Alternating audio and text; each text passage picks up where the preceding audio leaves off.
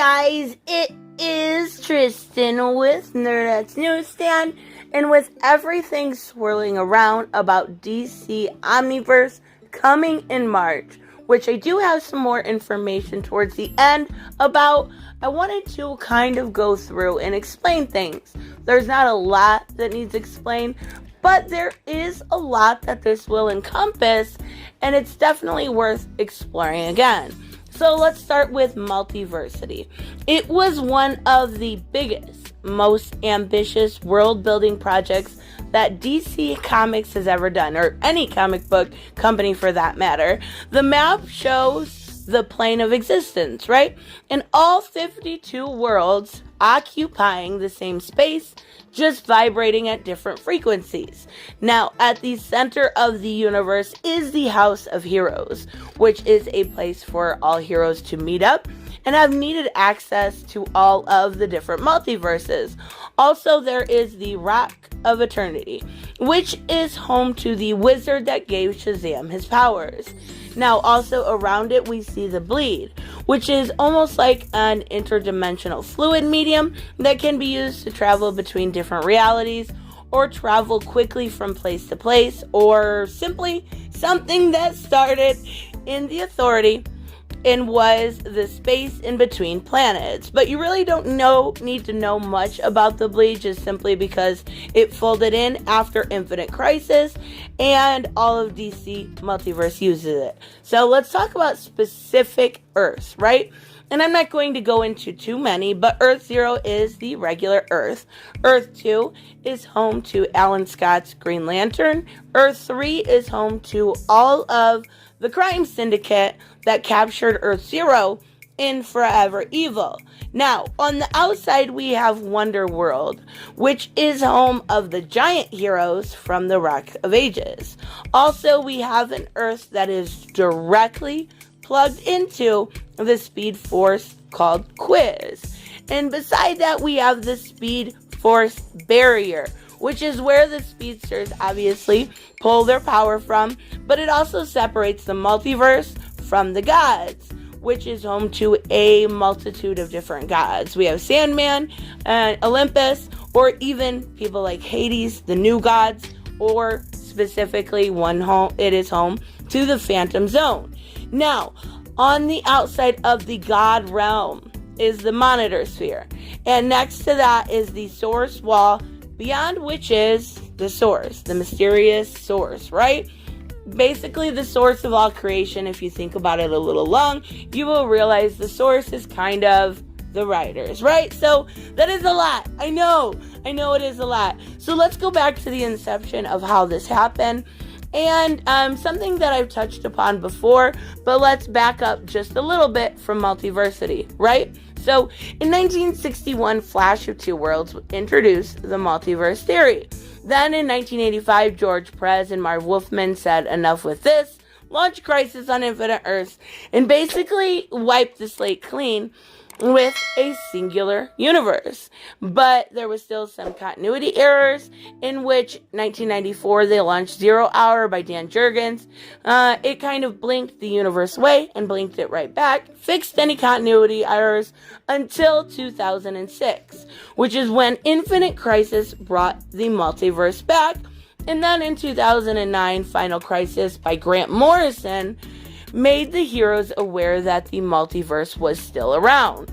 So this brings us up to 2014 and the release of Multiversity, a clear explanation of multiverse in a guidebook that shows all of the known multiverse worlds except for 4, which were reserved for others to clarify, right? And one of those 4 was reserved specifically for the milestone characters. Now, at its core, this book is about exploration, exploring unlimited use of DC Comics and characters. The series is a set of one-shots, all of the Earths explained, and then a little guidebook, right, to fill in the pieces. So they're all self-contained stories, but they all really do feel like they are the first chapter of something much bigger.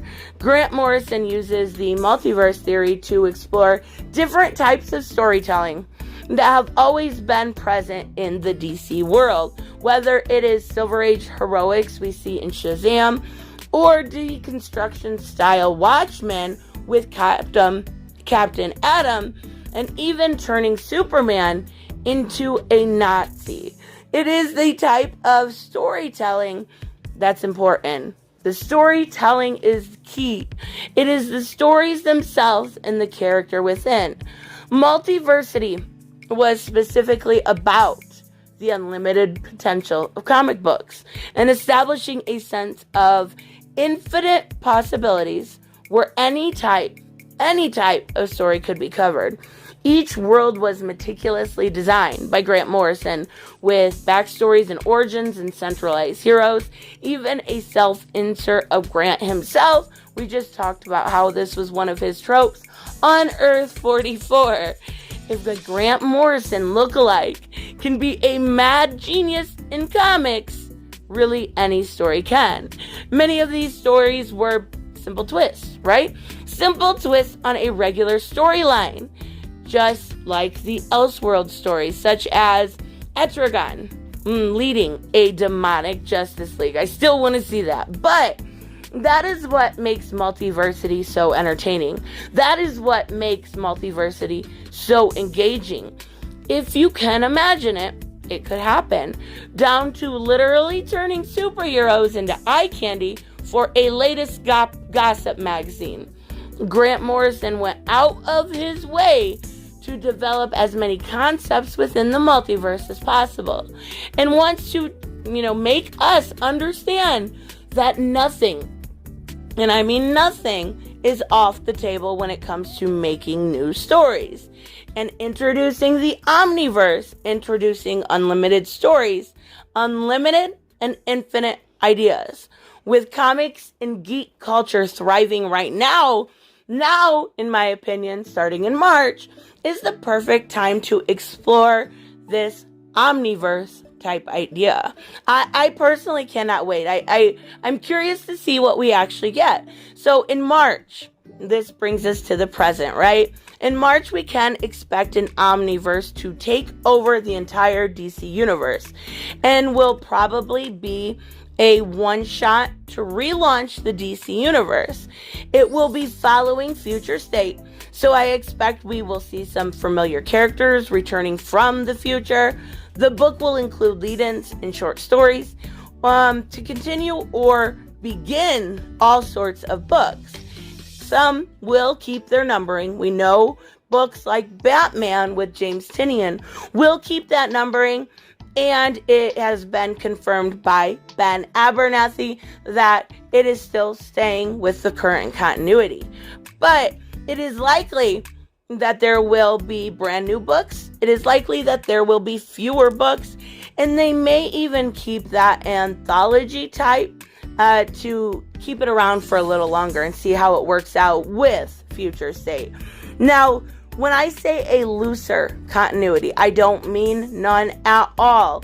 It has been said that there will be structure, there will be guidance for the continuity, and there will be rules. My personal guess is that Batman will stay the same. Already confirmed, I said that. But both also Wonder Woman and possibly Action Comics and Detective Comics, maybe Superman. The only reason I would say no to Action Comics and Superman is because Bendis is leaving. So they may reboot that to fix all of the craziness that Bendis created. So as far as reboots go, I would say Justice League definitely needs done, along with a new Teen Titans book and a new Nightwing book, basically to rid the bad taste in people's mouth of Rick Grayson, right? I also seen Tom Taylor say he was not done with the Suicide Squad when that got canceled. He also said he was not done with the Revolutionaries. So I am hoping we get a book for both, possibly even separate. That would be great. So also, it is quite possible we will get a new Flash book, depending where they leave Wally West off in the Flashes in Future State. And a reboot for Aquaman is also definitely needed at this point. So quite possibly the return of Supergirl and Green Arrow. I would like to personally see if they are anthologies, maybe even Shazam, Batgirl, and Green Lantern. Now, I don't think Green Lantern will change either. I forgot to mention that. I do think with Grant Morrison writing, it will probably stay the same. So just try to remember how it was in pre-crisis, right? Fun stories, just to be fun, just to be good storytelling. Like when Batman married Catwoman, it was made clear it was an alternative Earth, but it didn't make you like the story any less. And I think this is probably the smartest thing DC has made in a really long time. I actually love the idea of the anthology books also. Now that will be harder for reviewing, but we'll get there when we see it. I also forgot to mention that when I was talking about the multiverse, Hypertime did exist before, but it was an attempt to bring back the Infinite Earths without actually being a multiverse, and was used to explain issues with continuity. So that's a whole video by itself. But yes, Hypertime did exist when it came to the multiverse also, which I believe was introduced in Kingdoms by Mark Waid. But even so, I do think this is the smartest way for DC Comics to go. At this point, what do they have to lose? With COVID, with everything that happened with the comic book industry, I expect we will see some lesser known names also on these books, and I expect we will get some brand new talent that maybe we've never heard of. I just hope we know that Marie Jevons was put in charge. Well, not quite in charge, but she's EIC. She's pretty much in charge. I think she's going to do a great job, and I think this is the smartest move I have seen from DC since Rebirth. So let me know, of course, what you guys think about this, whether it's the multiverse. If you're interested, let me know in the comments below, because I can go through Multiversity before the Omniverse comes out. I can explain all of the different Earths. There is some wonderful Earths. There is some crazy Earths. There's even an Earth where Hitler reads about Superman and then decides to make his own Hitler Superman. And we have, girl Lex Luthor. There's some great Earths. We have teeny tiny little guys. We have awesome things in Multiverse. So if anyone's interested in those stories, let me know. Let me know what you think of the Omniverse. If you think this is smart, or, you're just not into it at all. So let me know, and I will see you guys in the next one. Bye-bye.